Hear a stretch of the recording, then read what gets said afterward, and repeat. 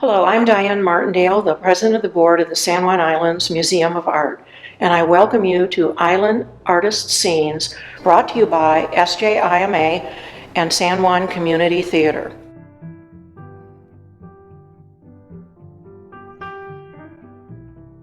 I like to tell stories with my beadwork. I think it's my main aim is to journal, to tell stories, to question things visually with my work. So at some point I decided to do a memoir piece, but not in words, do it in beads, visually. So these are my decade dolls. Each one of these is one decade of my life. This is my first decade. The black line down here is when my father died when I was 5 years old, killed in an automobile accident, and pretty dark years for several years. And then my mom remarried and things kind of got better again. This is my high school and first years of college, kind of puberty and learning. Little book here, miniature book in her head. She's learning a lot of stuff. Then I had some kind of wild years, college, and immediately after graduate school and college, it was wild times for me. I just explored and, traveled and played and didn't settle down very well for a while. Then I moved to the Pacific Northwest from Minnesota, where I went to college and school, and just spent a lot of time outside, a lot of hiking, lots and lots of hiking and camping. In the next decade, one of the big things in my life was when I started beading, and it's also a very strong interest in folk arts and in folk dance.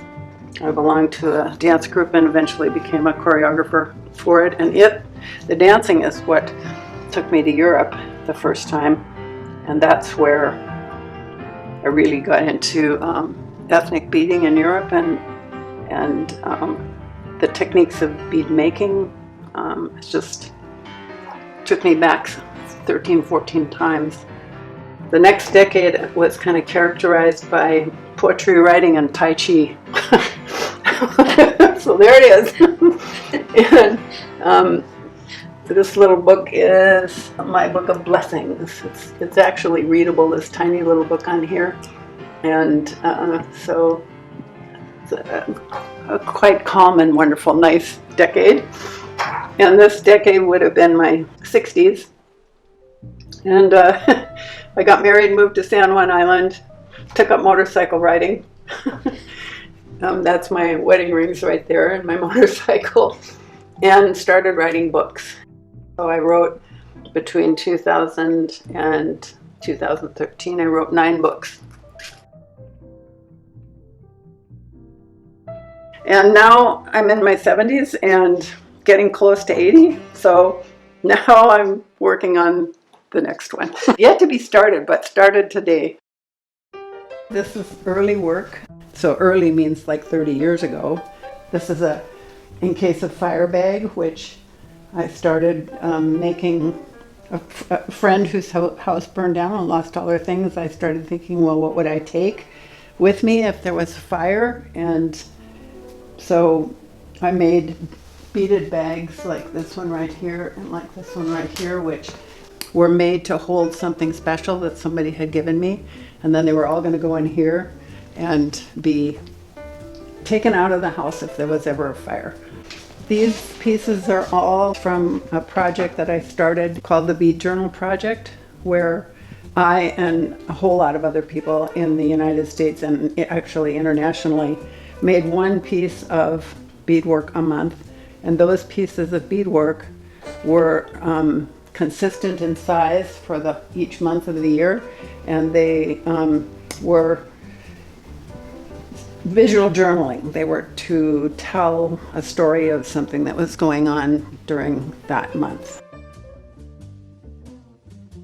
This is a memory box with 2 of those bead journal pieces on it about my parents. So this one is about my dad. It's a little book here and his necktie. And this is a piece that's about my mom. And well, they're both gone now. But this box normally would hold things that are treasures and memories for me of my parents. This one is called Dark Thoughts Pointing at Christmas. And I've always kind of had a hard time with Christmas, but so the tree is upside down and there's dark thoughts pointing at it, but there's little birds singing, so it's not all bad. And years later, it got somewhat better. I kind of had a change about Christmas. And this year, which was 2008, I did this piece, which is my house and Mount Baker, and the little door opens and the light is there. I was writing poetry for a while and just was asked to do a reading, and I wanted to put my poems in a kind of a nice book. I had a friend that was a bookmaker, and I said, can you help me make a book for my poems? And she said, sure. I said, okay, or I'm ready. What do I do? And she said, you just do it. I said, huh? What? Just do it. And that was the best advice of my life. Just do it. Just do it. So I want a book, I just do it. I want to make a book about my dad and I have a necktie of his, I just do it. You know, I figure out something. And that's been how I've made books and enjoyed making books all my life. Sometimes I use beading to make decisions. Needed to make a decision whether to get married or not at age 55. And never had been married before. And so I decided to make a bead piece with that question in my mind. So this is my husband here, and who wasn't at the time, but just my partner at the time, and me, and we kind of have separate areas. And then I made the other side, and on that side we kind of get woven together, and that's when I decided, yeah, I did want to get married. So we got married. I got my start with beads making jewelry, as I suppose most people do, but I'm not much of a jewelry wearer, and I don't really like making more than one of a kind of anything. So jewelry kind of went away mostly with my work. But this technique, this thing called the woven treasure necklace, this thing I picked up in a tourist shop somewhere. And I looked at how it was made and how these items were attached to it and got to thinking, oh, I could use that for modern work too. So that got me into developing a weaving technique where I could add beads and other things to basically woven structure. This is part of a temperature recorded by artists thing that's called the Tempestry Project. Most of the data is recorded in knitted panels. And I made one of those, but I wanted to try to do it as a necklace too. So this one is an African technique of taking cord, sewing fabric around the cord, and then sewing the beads onto the fabric.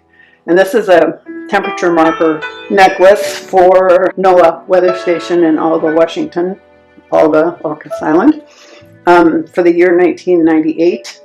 And each ring represents the temperature of one day during the year. So here is the summer, the warmer days, and getting cooler into the fall. This is, you know, my beadwork so often deals with stuff that's going on in my life, and sometimes it's issues, well, money issues in this case.